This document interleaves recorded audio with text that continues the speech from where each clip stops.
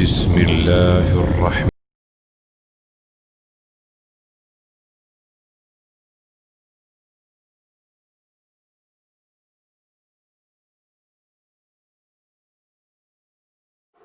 الحمد لله رب العالمين والصلاة والسلام على أشرف الأنبياء والمرسلين وعلى آله وأصحابه ومن تبعهم بإحسان إلى يوم الدين أما بعد۔ اللہ تعالیٰ کا فضل و کرم ہے کہ آج ہم لوگ الایمان بالکتب، اللہ کی آسمانی کتابوں پر ایمان لانا کیا ہوتا ہے، اس سلسلے میں انشاءاللہ اللہ کی توفیق سے کچھ باتیں ہم سنیں گے۔ تو گزشتہ درسوں میں ہم نے الایمان باللہ، اللہ پر ایمان کیا ہوتا ہے، بہت ساری باتیں یاد ہے آپ کو۔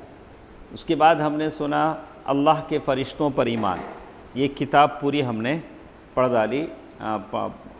ڈالی، وہ جو شیخ صالح الفوزان رحمہ اللہ کی تھی، اللہ تعالی۔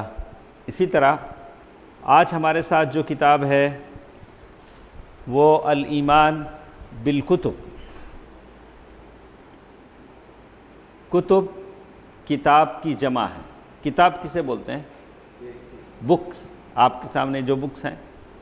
لیکن اللہ تعالیٰ نے جو کتابیں نازل کی ہیں ان کو آسمانی کتب کہتے ہیں۔ آسمان سے جو کتابیں بذریعہ وحی نازل ہوئیں، اور یہ کتابیں بعض صحیفے تھے، بعض کتابیں تھیں، اور یہ کتابیں اللہ تعالیٰ نے آسمان سے بندوں کی رہنمائی کے لیے نازل کی ہیں، جو انبیاء پر نازل ہوئی، اور یہ سب کتابیں اللہ کا کلام ہے، اللہ تعالیٰ نے کلام کیا ہے، اور جو کچھ ان کتابوں میں اللہ نے اتارا ہے سب پر ایمان ضروری ہے۔ اللہ تعالیٰ نے جو کچھ کتابیں نازل کی ہیں سب پر ایمان لانا میرے لیے اور آپ کے لیے ضروری ہے۔ سب سے پہلی چیز، کتاب کسے کہتے ہیں؟ کتاب تو معلوم ہے، ہاں؟ تو شریعت میں کتابوں پر ایمان لانا جسے کہا گیا ہے وہ یہ، فالمراد بها الکتب التي انزلہ اللہ تعالی علی رسلہ، اس سے مراد وہ کتابیں ہیں جو اللہ تعالیٰ نے اپنے رسولوں پر نازل کیا ہے۔ کیوں اللہ نے آسمان سے کتابیں اتاری ہیں؟ لوگوں کی ہدایت کے لیے۔ انبیاء کے ذریعے بہت ساری کتابیں ہیں، لیکن یہ کتابیں اللہ تعالیٰ نے آسمان سے اتاری ہیں، لیکن ان اتارنے کا مقصد یہ ہے کہ رحمتاً للخلق، بندوں پر، اللہ کی مخلوق پر اللہ تعالیٰ نے رحم کر کے اتارا ہے یہ کتابیں، وہدایتاً لہم، اور ساتھ ساتھ اللہ تبارک و تعالیٰ نے آسمان سے جو کتابیں نازل کی ہیں ان کو راستہ بتانے کے لیے۔ کیا بتانے کے لیے؟ راستہ بتانے کے لیے، تاکہ وہ ان کتابوں پر عمل کر کے دنیا اور آخرت کی بھلائیاں پائیں۔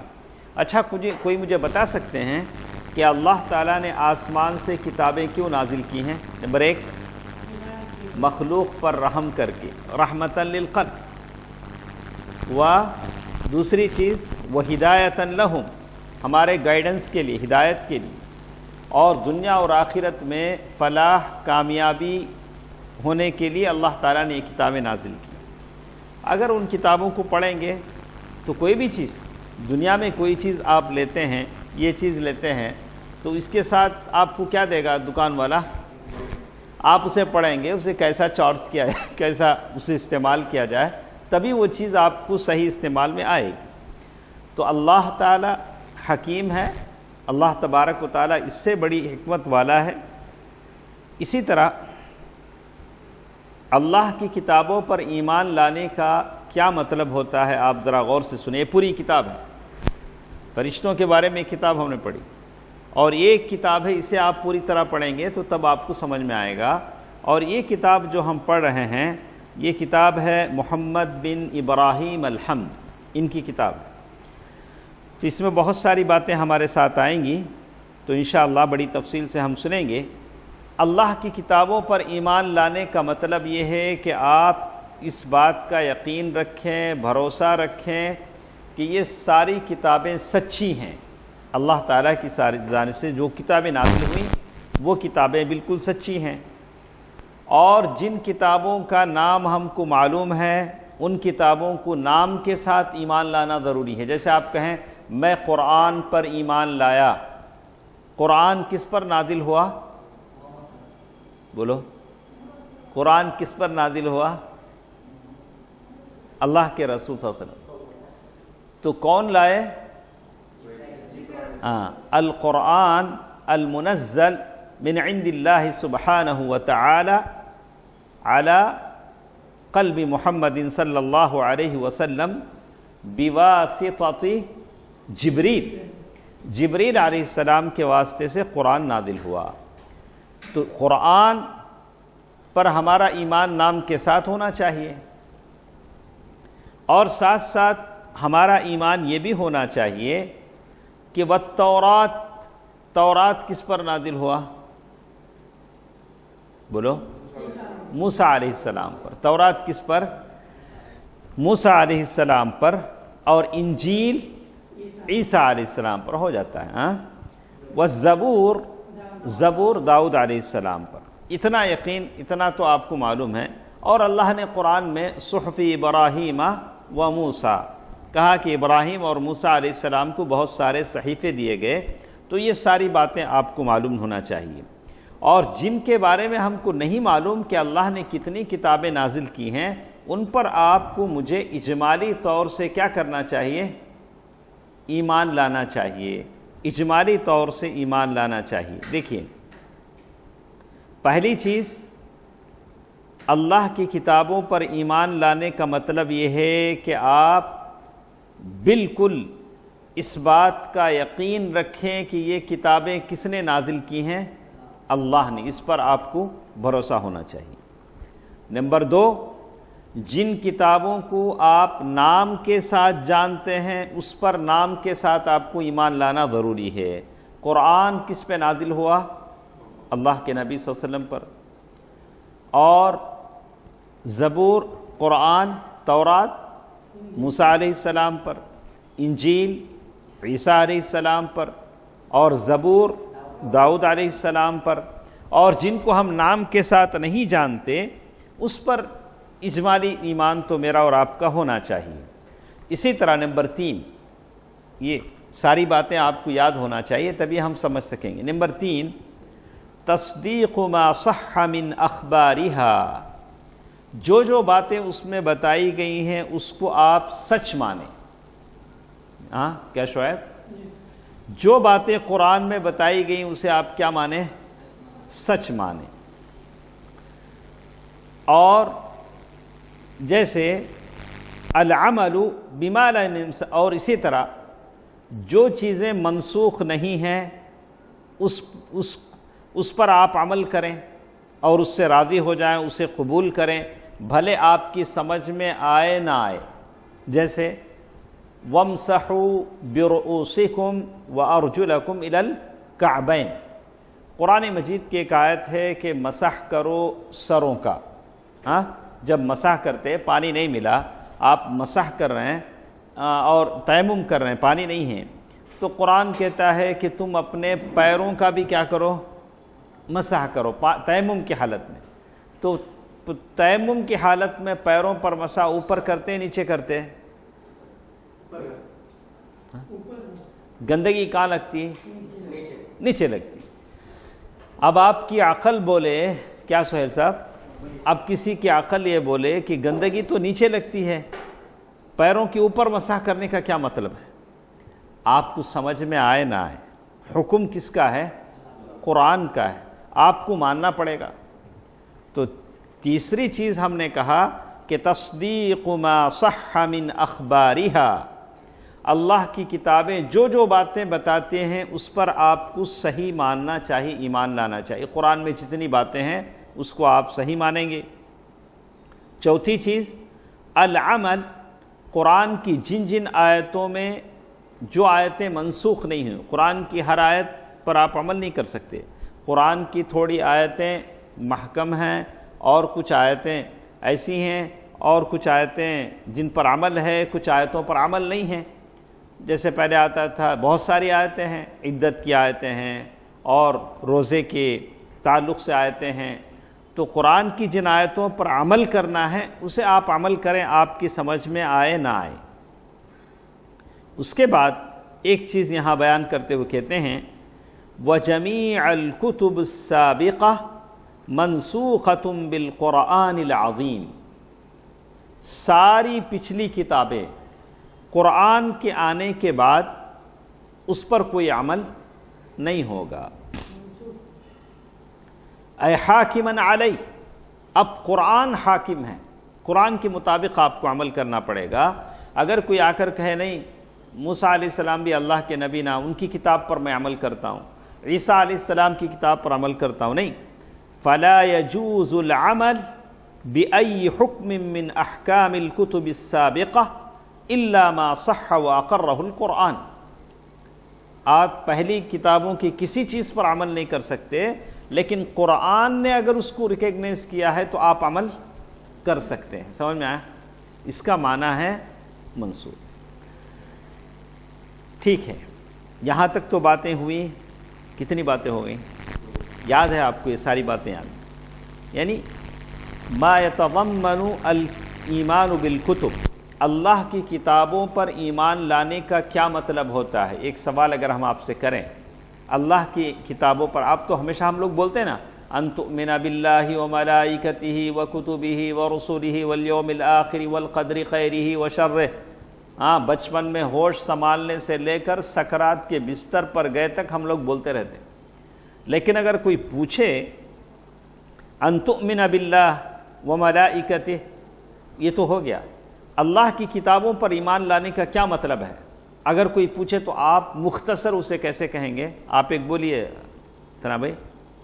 نمبر ایک مختصر دیکھیں اللہ کی کتابوں پر ایمان لانے کا مطلب کیا ہے؟ اگر کوئی پوچھے تو نمبر ایک آپ اس بات کا یقین رکھیں گے کہ یہ ساری کتابیں جو اللہ نے نازل کی ہیں اللہ کی طرف سے ہیں، یہ بات سچ ہے، اس پر مجھے یقین ہے، نمبر ون۔ نمبر ٹو، جن کتابوں کو ہم نے نام کے ساتھ جانا ہے نام کے ساتھ اس پر ایمان لائیں گے، قرآن، تورات، انجیل، زبور، ہاں، اور جن کو ہم نے نام نہیں معلوم ہے اجمالی ایمان اس پر لائیں گے۔ نمبر تین، تصدیق ما صح من اخبارہا، جو باتیں قرآن میں بتائی گئی ہیں اس کی سچائی پر ہم یقین کریں گے۔ بنی اسرائیل ایک قوم تھی، اللہ کے حکم کی نافرمانی کیا اس قوم نے، تو اللہ نے اس قوم کو کیا کر دیا؟ سور اور بندر بنا دیا۔ فرعون کو اللہ تعالیٰ نے بحر قلزم میں ڈبو دیا۔ آپ نے دیکھا، میں نے دیکھا، کس نے کہا؟ قرآن نے کہا، آپ کو ماننا پڑے گا۔ اقتربت الساعہ وانشق القمر، قیامت قریب آئی، چاند پھڑ گیا، کس نے دیکھا؟ اللہ نے کہا، قرآن نے بتلایا، آپ کو ماننا پڑے گا۔ قرآن نے جو باتیں کہیں آپ کو ماننا پڑے گا۔ نمبر چار، العمل، قرآن کی ان آیتوں پر عمل کرنا ضروری ہے جو منسوخ نہیں ہوئی ہیں، ان پر آپ عمل کریں گے، بھلے آپ کے پلے پڑے نہ پڑے، آپ کے عقل میں آئے نہ آئے، آپ اسے کیا کرنا پڑے گا؟ ماننا پڑے گا۔ قرآن کہتا ہے، احادیث اللہ کے نبی صلی اللہ علیہ وسلم کے لیے معوذتین، قل اعوذ برب الناس، قل اعوذ برب الفلق، جادو کے علاج کے طور پر نازل ہوئی، اور احادیث مبارکہ کہتی ہیں کہ اللہ کے رسول صلی اللہ علیہ وسلم پر جادو ہوا۔ اب اگر کسی کے سمجھ میں نہیں آتا، وہ جادو کو نہیں مانتا، تو ہم کیا کریں؟ ہاں، اسی طرح ایک اور چیز ہمارے ساتھ ہے، اہمیت الایمان بالکتب، اللہ کی کتابوں پر ایمان لانا کتنا امپورٹنٹ ہے۔ اہمیہ مانے اہمیت، امپورٹنٹ، دیکھیں اتنا امپورٹنٹ بات ہے، اسے سننا پڑے گا نا ہم۔ تو اس لیے کہ سارے عقیدوں کی بنیاد ہے، اللہ کی کتابوں پر ایمان لانا کیا ہے؟ عقیدے کی ایک جڑ ہے، بنیاد ہے، ایمان کا ایک رکن ہے۔ اس کے بغیر ایمان تو پورا ہو ہی نہیں سکتا۔ اگر کوئی اللہ کی کتابوں پر ایمان نہ لائے اس کا ایمان پورا ہو سکتا ہے؟ نہیں ہو سکتا ہے۔ اللہ تبارک و تعالیٰ نے قرآن مجید میں تعریف کی ہے، جیسے اللہ تعالیٰ نے کہا الذین یبلغون رسالات اللہ ویخشون ولا یخشون احدا الا اللہ، سورۃ الاحزاب آیت نمبر 39، جس میں اللہ تعالیٰ نے اللہ کے انبیاء کی تعریف کی، اس لیے کہ وہ اللہ کی کتابوں کو، اللہ کی رسالت کو، اللہ کی کتاب کو لوگوں تک پہنچاتے ہیں۔ جیسے اللہ نے کہا الذین یبلغون رسالات اللہ، جو لوگ اللہ تعالیٰ کے پیغام کو لوگوں تک پہنچاتے ہیں، ولا یخشون احدا، وہ کسی سے ڈرتے نہیں ہیں۔ اور کس سے ڈرتے ہیں؟ الا اللہ، اللہ کا کام کرنے والا کسی سے نہیں ڈرتا۔ اگر دعویٰ کرنے والا، داعی کرنے والا ہر ایک سے ڈرے گا تو دعوت کا کام نہیں کر سکے گا۔ البتہ اسلوب بتائے گئے موعظۃ حسنہ، یعنی اچھے اسلوب کے ساتھ دعویٰ کا کام کریں۔ دعویٰ کا کام کا مطلب یہ نہیں کہ بے موقع محل بغیر کسی پلان کے جہاں چاہے وہاں کھڑے ہو جائے، جیسے چاہے کھڑے ہو جائے، نہیں، اس کا ایک اسلوب ہے، طریقہ ہے۔ اللہ تبارک و تعالیٰ نے انبیاء کی تعریف کی، جیسے اللہ تعالیٰ نے سورۃ البقرہ آیت نمبر 285 میں کہا آمن الرسول بما انزل الیہ من ربہ والمؤمنون کل آمن باللہ وملائکتہ وکتبہ ورسلہ۔ اللہ تعالیٰ نے انبیاء کی تعریف کی جو انبیاء کا اللہ کا پیغام پہنچاتے ہیں، اور اسی طرح ومما يدل على اہمیتہ ان اللہ امر المؤمنین بان یؤمنوا بما انزل، اللہ تعالیٰ نے جو کچھ نازل کیا ہے اس پر ایمان لا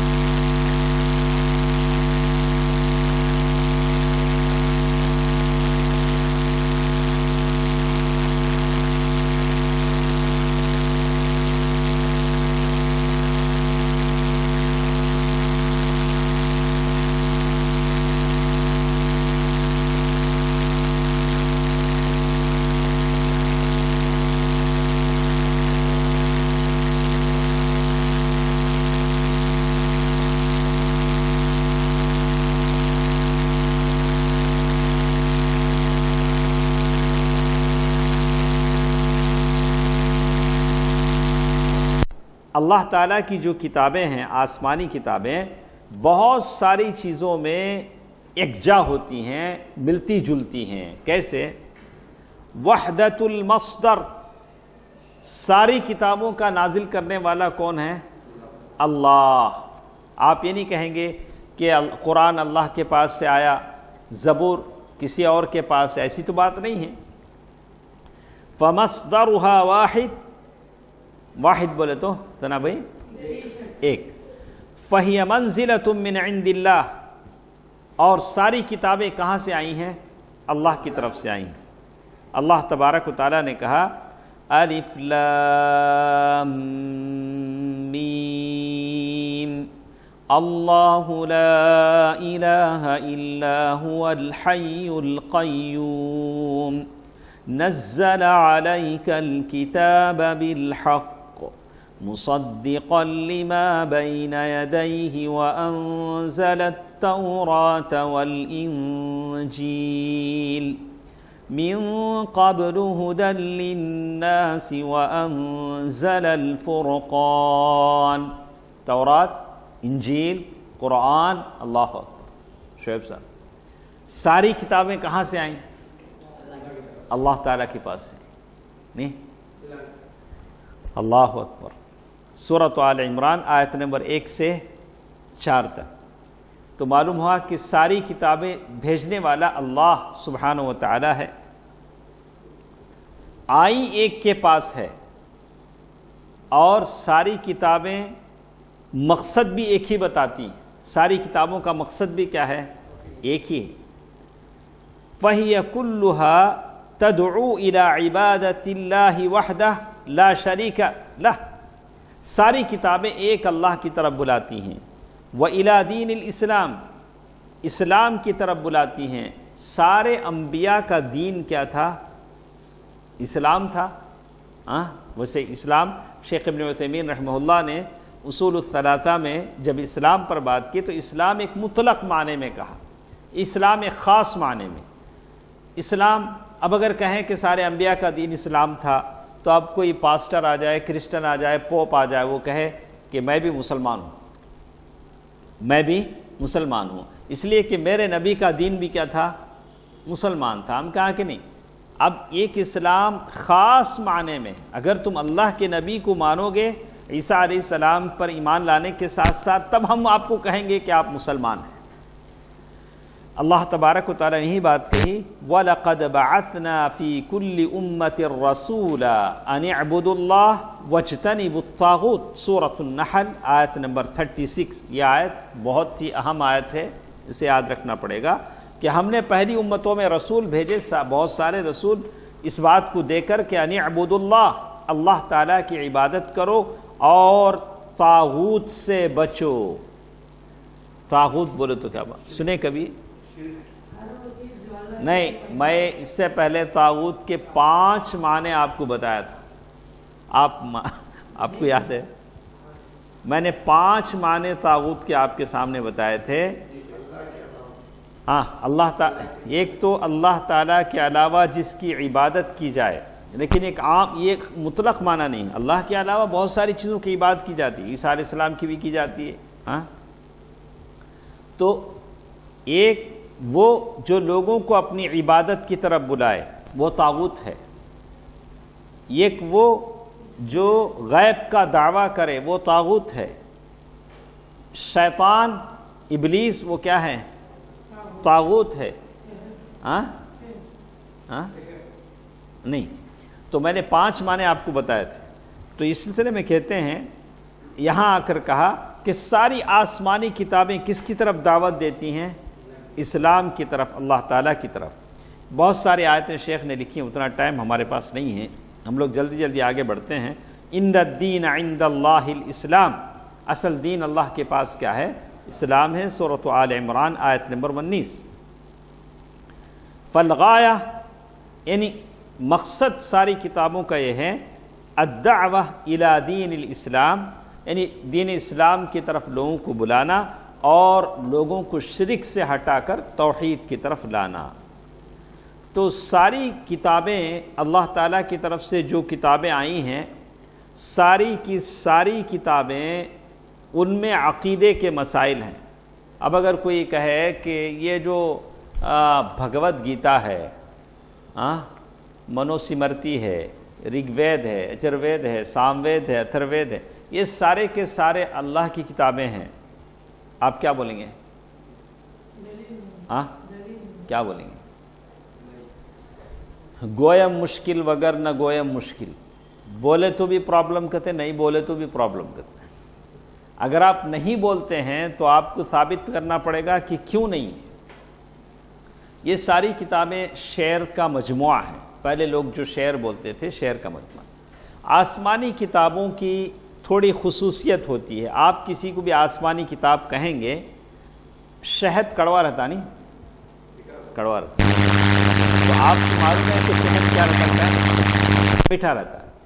تو اللہ تعالیٰ کے پاس سے جو کتابیں آئی ہیں وہ کتابوں کی ایک خصوصیت ہے، اگر وہ خصوصیت اگر وہاں پائی جاتی ہے تو ہم یہ کہیں گے کہ اللہ کی کتاب ہے۔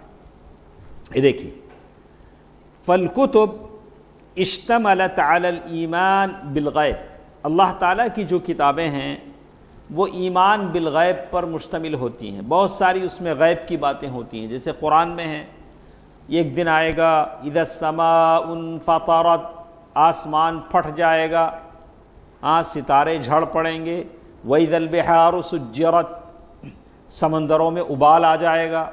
یہ ساری باتیں کس میں ہیں؟ قرآن میں ہیں۔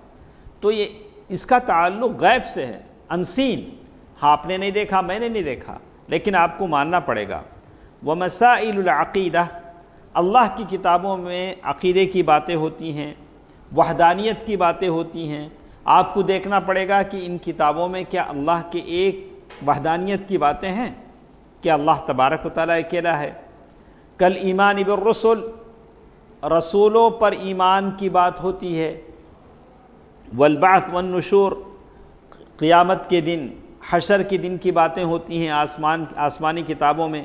والایمان بالیوم الآخر، آخرت کے دن کی باتیں ہوتی ہیں۔ تو یہ باتیں اگر ہیں تو ہم کیا کہیں گے؟ یہ اللہ تعالیٰ کی کتاب ہے۔ یہ دیکھیے، شیخ لکھتے ہیں القواعد العامہ فالکتب السماویہ تقرر القواعد العامہ التي لا بد، یعنی عام قاعدوں کو آسمانی کتابیں بیان کرتی ہیں۔ کیا کیا قاعدے ہیں؟ اچھا کرو تو ثواب ملے گا، برا کرو تو گناہ ملے گا، ہر انسان کا حساب ہوگا، اس کے عمل کے حساب سے حساب ہوگا، اس کے گناہوں کے برابر اسے سزا دی جائے گی، دوسرے کے گناہ پر اسے پکڑا نہیں جائے گا۔ کیا نہیں ہوگا؟ دوسرے کے گناہ پر اسے پکڑا نہیں جائے گا۔ تو یہ ساری باتیں آسمانی کتابوں میں ہوتی ہیں۔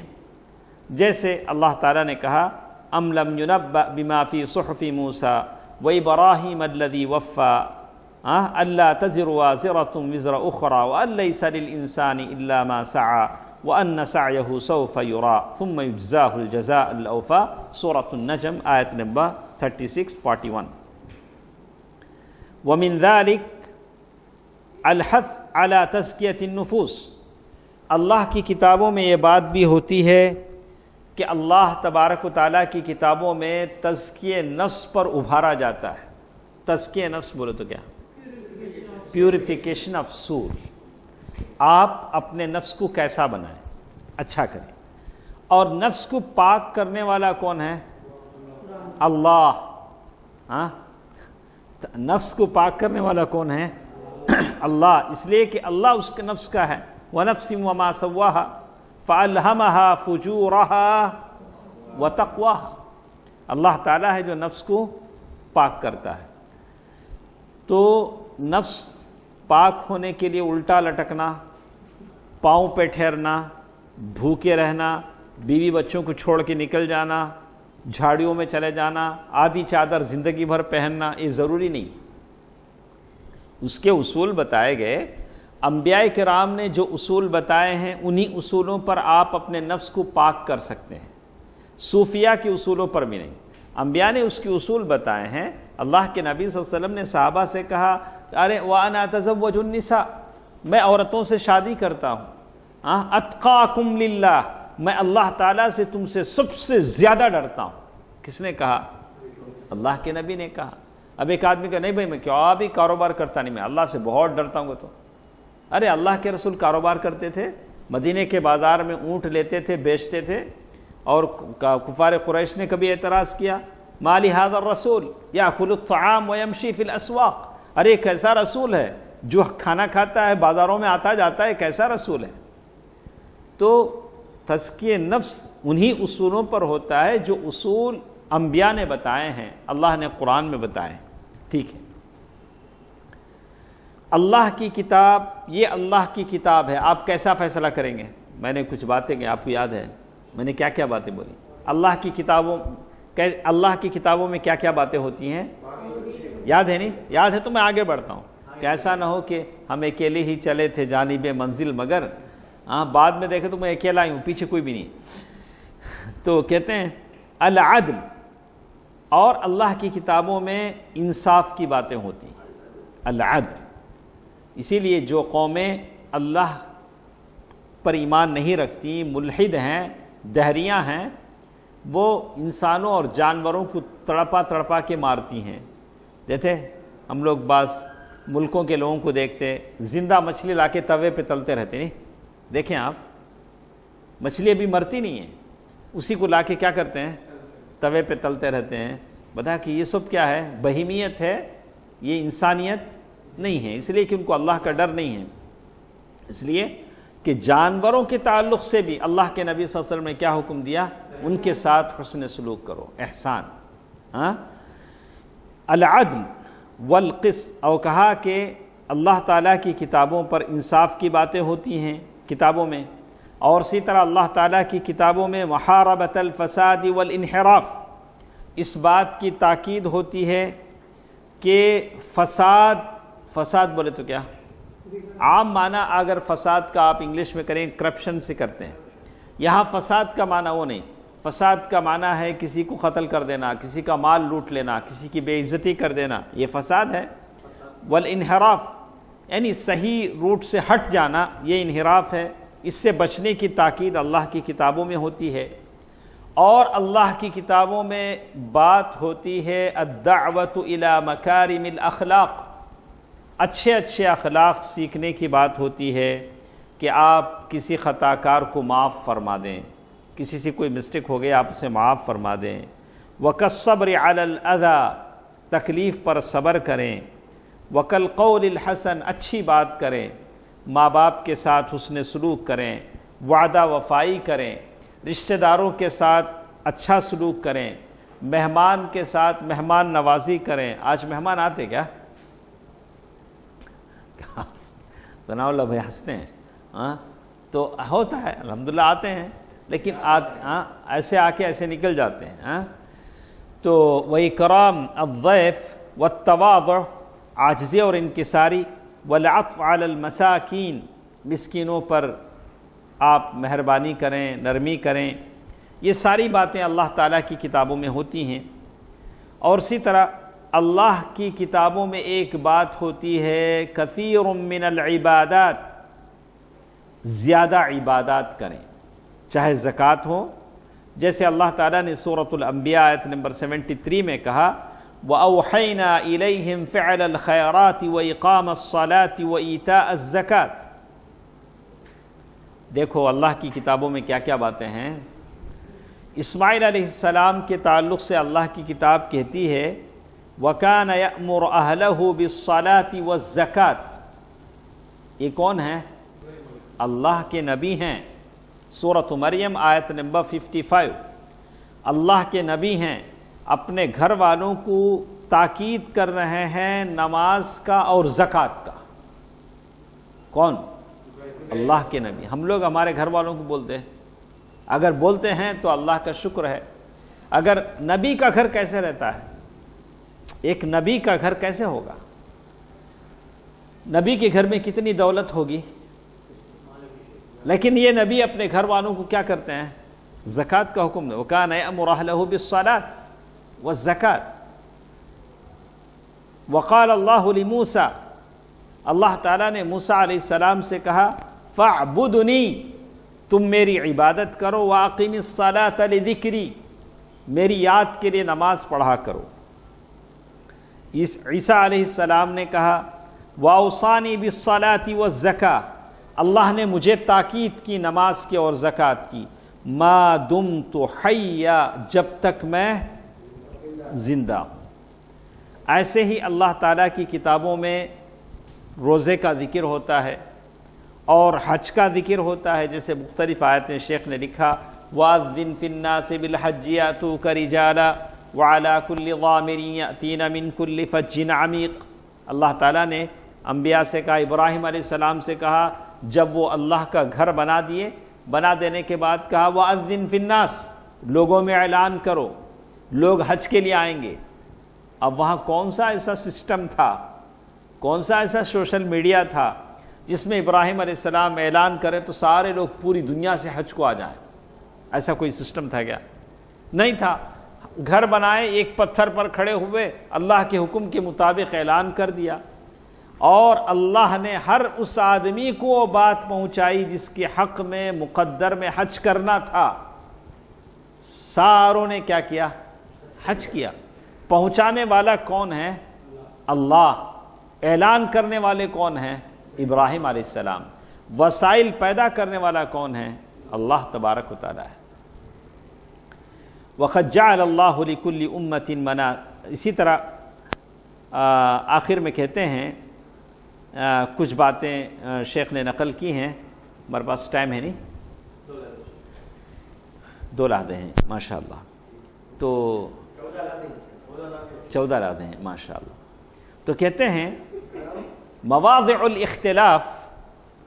الاختلاف، اب تک ہم نے سنا کہ اللہ تعالیٰ کی کتابیں بہت ساری چیزوں میں، اللہ تعالیٰ کی کتابیں مطلب جب سے ہم نے شروع کیا نا اس حساب سے ٹائم چلتا ہے۔ اچھا ٹھیک ہے، یہ بہت آپ لوگ توجہ سے سنیں گے تبھی سمجھ میں آئے گی بات۔ اب تک ہم نے جو باتیں سنی ایک بار ہم اس کا اعادہ کر لیتے ہیں۔ ہاں دیکھیے، اب تک جو باتیں ہم نے سنی، سہیل توجہ دیکھیے، تعریف الکتب لغتاً و شرعاً، یعنی جو سبجیکٹ ہمارا ہے اللہ کی آسمانی کتابوں پر ایمان لانا۔ کتب یہ پلورل ہے کس کی؟ کتاب کی۔ کتاب کسے کہتے ہیں ہم نے سنا، آسمانی کتاب، اللہ نے آسمان سے جو نازل کیا وہ آسمانی کتابیں ہیں۔ اللہ کی کتابوں پر ایمان لانے کا کیا مطلب ہوتا ہے یہ بھی ہم نے سنا۔ کیا مطلب ہوتا ہے؟ آپ اس بات کی سچائی پر یقین رکھیں کہ یہ کتابیں اللہ نے اتاری ہیں، اور ان کتابوں میں جو باتیں بتائی گئی ہیں وہ سچ ہے، اور ان کتابوں میں جو آیتیں منسوخ نہیں ہیں اس پر آپ کو عمل کرنا ہوگا، بھلے آپ کے سمجھ میں آئے یا نہ آئے۔ ہاں تو یہ ایمان ہے، آپ اسے سچا ماننا پڑے گا۔ جن کتابوں کو آپ ناموں کے ساتھ جانتے ہیں ناموں کے ساتھ، جن کتابوں کو آپ نام سے نہیں جانتے اس کو ایسے ہی آپ ایمان لائیں گے۔ اس کے بعد ایک بات ہم نے پڑھا، اہمیت الایمان بالکتب، اللہ کی کتابوں پر ایمان لانے کا امپورٹنٹ کیا ہے، کتنی اہمیت ہے، تو اس سلسلے میں کچھ باتیں پڑھی۔ اس کے بعد ادلۃ الایمان بالکتب، اللہ کی کتابوں پر ایمان لانے کے کیا کیا دلائل ہیں، اور اس کے بعد ایک چیز ہمارے پاس تھی، الغایۃ من انزال الکتب، اللہ نے آسمان سے کتاب کیوں نازل کیا؟ کیوں؟ نہیں، اسے آپ اور اگر مختصر انداز میں بولنا چاہیں، رحمتاً للخلق، ہمارے اوپر رحم کرو، ہمارے اوپر رحم کے بعد، ہدایتاً لہم، ہماری رہنمائی کے لیے، تاکہ دنیا اور آخرت میں ہم کیا ہو جائیں؟ کامیاب ہو جائیں، اور اس بات کے لیے کہ لوگ توحید والے بن جائیں، شرک سے بچ جائیں، اسی لیے کتابیں نازل ہوئیں۔ مواضع الاتفاق بین الکتب السماویہ، اس کے بعد آخری بات جو ہمارے ساتھ تھی کہ ساری آسمانی کتابیں کچھ باتوں میں مشترک ہیں، سملیرٹیز، ایک کیا ہے، آسمانی کتابوں میں توحید کی باتیں ہوتی ہیں، آخرت کی باتیں ہوتی ہیں، اور عفو درگزر کی باتیں ہوتی ہیں، اخلاق کی باتیں ہوتی ہیں، قیامت، حشر، نشر، بعث، نشور کی باتیں ہوتی ہیں، جزا اور سزا کی باتیں ہوتی ہیں۔ یہ ساری باتیں کامن ہیں جو اللہ کی ساری کتابوں میں ہوتی ہیں۔ آپ کسی کو اللہ تعالیٰ کی کتاب کہنے سے پہلے 1000 بار سوچ لیں، اس کتاب کو اچھی طرح پڑھ لیں، دیکھیں کہ اس میں یہ ساری کتابیں ہیں، تبھی وہ اللہ کی کتاب ہے۔ اگر اس میں ہلکی سی بھی شرک کی بو اگر آتی ہے تو وہ آسمانی کتاب ہرگز نہیں ہے۔ اس کے بعد اب جو بات ہمارے ساتھ ہے، یہاں تک تو ہم پڑھ چکے ہیں، اور اب جو بات ہمارے ساتھ ہے، مواضع الاختلاف بین الکتب السماویہ۔ کیا مطلب؟ پہلے ہم نے پڑھا ساری آسمانی کتابیں تھوڑی چیزوں میں کیا ہوتی ہیں؟ مشترک ہوتی ہیں، سیم ہوتی ہیں، لیکن بعض چیزیں ایسی ہیں جس میں آسمانی کتابیں الگ الگ ہیں، ایک کتاب میں الگ ہے، دوسری کتاب میں الگ ہے۔ جیسے کہتے ہیں تختلف الکتب السماویہ فی الشرائع فشریعت عیسیٰ تخالف شریعت موسیٰ۔ عیسیٰ علیہ السلام کی جو شریعت ہے وہ موسیٰ علیہ السلام کی شریعت سے الگ ہے۔ اچھا، بعض معاملات میں وشریعت محمد صلی اللہ علیہ وسلم تخالف شریعت موسیٰ وعیسیٰ علیہ السلام فی امور۔ اللہ کے نبی صلی اللہ علیہ وسلم کی جو شریعت ہے عیسیٰ اور موسیٰ علیہ السلام کی شریعت سے تھوڑے معاملات میں کیا ہے؟ الگ الگ ہے۔ اسی لیے اللہ تعالیٰ نے کہا لِكُلٍّ جَعَلْنَا مِنْكُمْ شِرْعَةً وَمِنْهَاجًا۔ ہم نے ہر ایک کے لیے کیا کیا؟ الگ الگ شریعت بنائی۔ لیکن اس کا مطلب یہ نہیں ہے کہ ساری شریعتیں بالکل الگ تھلگ ہیں، ایسی بات نہیں ہے، ایسی بات نہیں ہے۔ اس لیے کہ بنیادیں ایک ہیں، ساری شریعتوں کی بنیاد کیا ہے؟ کیا ہے وہ؟ توحید ہے۔ ساری شریعتوں کی بنیاد توحید ہے، لیکن بعض چیزیں ہیں اختلاف کس میں ہے؟ اختلاف کس میں ہے؟ اختلاف کس میں ہے؟ اختلاف کس میں ہے؟ ڈیٹیل میں ہے، تفصیل میں ہے۔ نماز ہمارے پاس بھی ہے، پہلے لوگوں کے پاس بھی کیا رہیں گی؟ نماز رہیں گی۔ فعدد الصلوات، نمازوں کی گنتی الگ الگ ہوگی۔ ہمارے پاس 5 نمازیں ہیں تو پہلی شریعتوں میں ہو سکتا نمازیں الگ الگ۔ وارکانها وشروطها ومقادیر الزکوٰۃ، زکوٰۃ دینے کا جو کوانٹٹی ہے ہمارے پاس کتنا ہے؟ 2.5۔ شاید پہلے لوگوں کے زکوٰۃ دینے کے الگ الگ طور و طریقے ہوتے تھے۔ پہلے جیسے حابیل قابل کے بارے میں ہم نے کہا کہ وہ زکوٰۃ کی چیز وہاں لا کر رکھ دیتے تھے، آسمان سے آگ آتی تھی، لے جا جلا دیتی تھی۔ اچھا، وَنَحْوِ ذَلِكَ قَدْ تَخْتَلِفُ مِنْ شَرِيعَةٍ إِلَى شَرِيعَةٍ، تو اساس بنیاد ایک ہے لیکن تفصیل الگ الگ ہے۔ اسی طرح ہماری اور پہلی شریعتوں میں جو چیز ڈیفرنٹ ہے وہ کیا ہے؟ روزہ ہے۔ وہ کیا ہے؟ روزہ ہے۔ فَقَدْ كَانَ الصَّائِمُ، اب روزدار کیا کرتا ہے؟ سورج غروب ہوتے ہی ہم لوگ کیا کرتے ہیں؟ روزہ افطار کر دیتے ہیں، کھاتے ہیں پیتے ہیں، اور فجر تک ہمارے پاس کوئی پابندی نہیں ہے۔ یہ دیکھیے فَإِن نَامَ قَبْلَ الْفَجْرِ، پہلے ایسا ہوتا تھا سورج غروب ہوتے ہی کیا ہوتا تھا؟ یہ ہو جاتا تھا اگر وہ فجر سے پہلے فَإِن نَامَ قَبْلَ الْفَجْرِ حَرَّمَ عَلَيْهِ ذَلِكَ كُلَّ إِلَى غُرُوبِ الشَّمْسِ مِنَ الْيَوْمِ الثَّانِي۔ اگر یہ آدمی سحری کے وقت سے پہلے سو جاتا تو اب دوبارہ وہ کچھ بھی نہیں کھا سکتا تھا، کچھ بھی نہیں کھا سکتا تھا۔ فَخَفَّفَ اللَّهُ عَنْ هَذِهِ الْأُمَّةِ وَأَحَلَّهُ الْغُرُوبَ إِلَى الْفَجْرِ۔ یہ دیکھیے مطلب یہ روزے میں کیا ہے؟ روزہ الگ الگ ہے۔ روزے کے یہ جیسے اللہ تعالیٰ نے سورۃ البقرہ آیت نمبر 187 میں بڑی تفصیل کے ساتھ اللہ تبارک و تعالیٰ نے بتلا دیا ہے، جس میں کہتے ہیں کہ ہماری شریعت اور پہلی شریعت میں، پہلی کتابوں میں روزے میں بھی یہ ہے۔ اسی طرح ستر العورہ حال الاغتسال، یہ دیکھیں، اگر غسل کر رہے ہیں تو اگر کوئی آدمی بند کمرے میں غسل کرتا ہے تو کیا ہوتا ہے؟